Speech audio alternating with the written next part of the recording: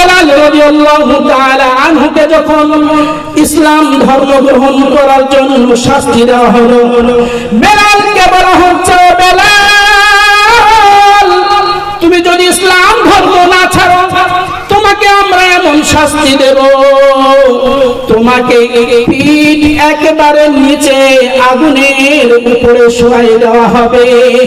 বেলাল বলতেছেন, আমার যতক্ষণ পর্যন্ত জান আছে ততক্ষণ পর্যন্ত আমি ইসলাম ধর্ম ছাড়ব না। উত্তপ্ত বালির উপরে যখন বেলালকে শোয়াই দেওয়া হলো, শোয়ানোর পরে বেলাল আস্তে আস্তে তার ঠোঁটটা নেড়ে নেড়ে কি যেন বলে।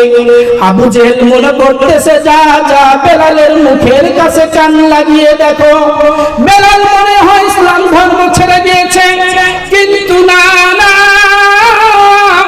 বেলালের মুখের কাছে কান লাগানোর পরে দেখা যায় বেলাল বলছে, আহাদ আহাদ আহাদ।